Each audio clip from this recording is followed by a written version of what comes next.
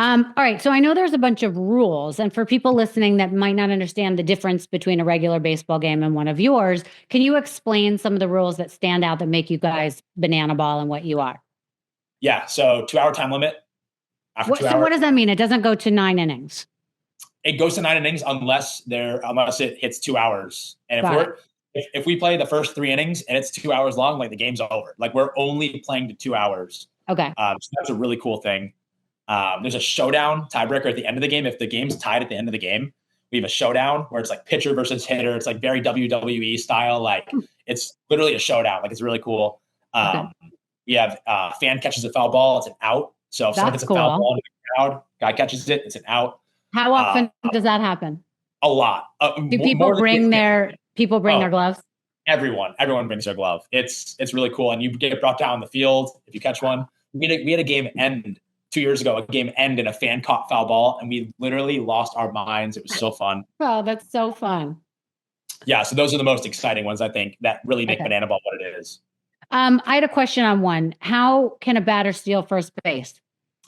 So if there's a pass ball, pitcher throws it and it goes past the catcher, you can just you can steal first base, but the catcher can still throw you out. Oh, But wait, they can do that in Major League Baseball too, though, can't they? Or no? not on, so only on if it's a third strike and the catcher Oh, drops it, you can run. But you can if it's like first pitch of your at bat and he throws it behind, you can go to first. We had it happen today in our scrimmage, and it's exciting. oh my gosh. So how do you guys plan for your acrobatic stuff or the things that you're catching if you can't plan how somebody's hitting a ball to you? Yeah, I mean, you have to have a lot in your arsenal. Like you have to have a lot of different. So my main thing is I throw the ball between my legs and behind my back. Okay. So I have basically three different throws for three different ground balls hit to me. And so like if a ball is hit like way to my right and I have to make a longer throw, I'll throw it between my legs like normal. I can't really do it on the camera, but it would make sense if you saw it. Yeah. But if a ball is hit way to my left, it's easier to throw it behind my back because a behind the back throw, you have to really make sure you're throwing it directly to him. Between the legs, you can still see the ball. So you have to have a lot. Did you learn this skill with the bananas, or you knew how to do this already? With the bananas. I mean, over the last 2 years, once I came in, first practice, guys are doing trick plays, and you kind of learn from everybody else around you that's doing them. So, do you think scouts are still are looking at you guys at all, because you guys are kind of a different player and still are very, playing all the time. You play a full season. Yeah, I mean, I don't think any scouts are looking at the bananas like, yeah, I want this guy, like he's a good dancer. No, not that, but we have a lot of guys that have played baseball professionally. So we had a guy on the Party Animals drafted in the first round. He was a first round draft pick, and now he's playing with the Party Animals. It's like, I don't know. I think of it as like a Taylor Swift type thing. Like it's end game. Like bananas. Like if you want to play for this team, like you better be all in. Right. And I'm pretty sure a major league scout is not going to look at a guy and be like, yeah, even if you hit 35 home runs, like you're still a Savannah Banana right now. Like when they were a college summer league team, of course. But I think guys come here and they really want to like lean in completely to being this and doing this. Not saying that a lot of guys are not talented enough, but like, I don't know. It's the most fun thing in the entire world, and it's very rewarding too. Well, I love that. I mean, are you guys getting paid well enough that this can be your only job, or do you have to deliver groceries on the side? Luckily, do not have to deliver groceries anymore. I mean, yeah, we get paid well. And then on the side, I mean, I work with two main companies, Gatorade and Reebok, on year deals. So that's really cool. I've worked with a bunch of companies, Capital One, like a lot that are associated with sports, with Major League Baseball, with that type of thing, like booking.com. I've gotten to do a lot of cool opportunities. A lot of us have now. So we basically a lot of us have dual incomes now with bananas and social media brand deals. Let me ask you a question about that. What do you think? Because NIL is such a big deal now. When you were in college, like what do you think about the whole NIL thing? Yeah, I mean, I was making merchandise in college, probably illegally. I mean, I don't care now. Like, sue me, NCAA. What are you going to do? Like, I was making merchandise and it had my name or my initials, JO, on it. Right. And I was like, all right, that's fine. Like, anyone could be JO, but it had like, don't be afraid to be you on the front of it. And that's like in my Instagram bio. So they could track it back to me if they really wanted to. Right. But I was sneaky with it. I don't know. Right. But I think it's really cool. A lot of these schools their athletes deserve to be paid. So. Right. And what is the end? You said end game. What is the end game for all of you guys as players? I know right now you're having so much fun. You're getting paid. You're making a good living. So this like fills your time and your purpose in your life. But where do you see yourself in 5 years? Is this the type of job that you can keep playing, or like you'll have to retire from the bananas and then be a coach? Like what's the next step for after this? Yeah, I don't know. I mean, personally, I've always looked at acting as something that I want to get into. I mean, I'm making TikToks every day. Not that I'm like acting and speaking in them, but I have a lot of us have gotten this ability to like basically act in a certain way. And I don't know if Right. I want to do recording or anything like that. But yeah, I think acting is certainly a thing that I could get into. Maybe hosting too. And yeah. Are you worried about the TikTok ban thing? Not really. I mean, I was leaning into like the humor of it a little bit, Yeah. but never like really worried about it. So if it completely goes away, let's say, will you just move it to Instagram and do more of your stuff there? I mean, I know you're prevalent on Instagram anyways.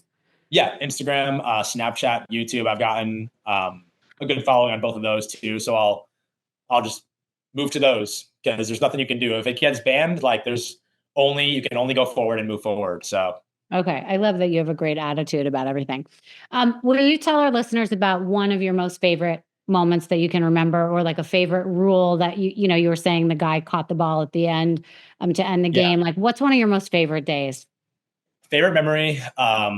This is like an ingrained one now where like I think of it like when someone asks you a question and like immediately like what it's gonna Yeah. be. Like this has been my for 2 years now.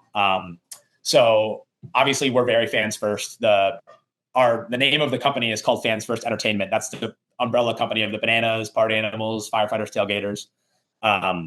So at the end of the game, we always sign autographs, and we'll be out there taking pictures for 2 hours after the game. And 2 years ago, we really didn't have any like security or anything like that, so we were staying out there for a long time until I was staying out there until the last fan was gone every single night. We don't do that. We can't really do that anymore with the amount of fans they're playing in front of and the amount of fans that are there. But I was at the very end, and there was 3 people left in my line to get an autograph. A woman walks by me. She kind of like taps me on the shoulder. She was like, "You must be so tired of this, aren't you?" And like said it. And the 3 kids were standing right there. And as she said that, I looked and I was like, okay, first girl has a sign and it says, "Jackson, will you please make a TikTok with me?" And I made a long video about this a year ago. And so I saw that. Second kid is covered in his entire body in autographs. His entire body. The Party Animals, Bananas all signed it. And the last girl had a bracelet that said Jackson on it. Oh. And so she said that and like walked by. And as she was walking by, she was probably 20 feet away. And I was like, no, not really. Like, not tired of it. Like, I see these 3 kids and like they're the most excited. This is 11 o'clock, probably on a Sunday. They have school the next day. Right. And I'm like, no, like I will never get tired of this. Like, if anyone gets tired of this, they're insane. It does get tiring mentally and physically, but like tired of it, never. So that's the coolest one. Oh, I love that. You said something at the beginning that you said you love the name Misunderstood. You have such a great persona, and you have such good like vibes. But is there something that you feel in your life that has been misunderstood, or you feel empathy for people who have been misunderstood?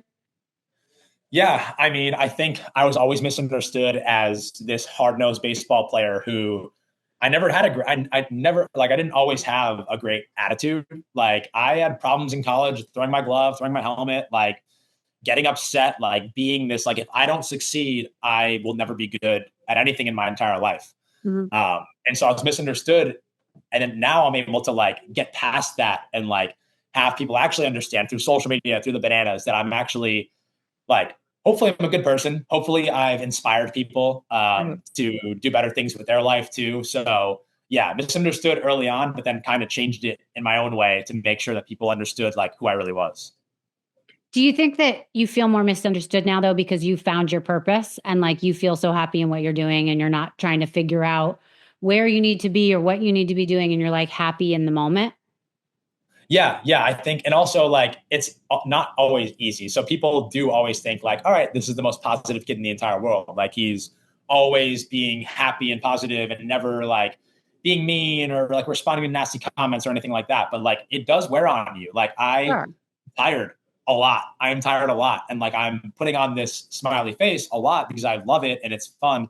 There's some days when you show up to the field and you're like, whew, like that was a tough last 2 days. I got 4 hours, 5 hours of sleep.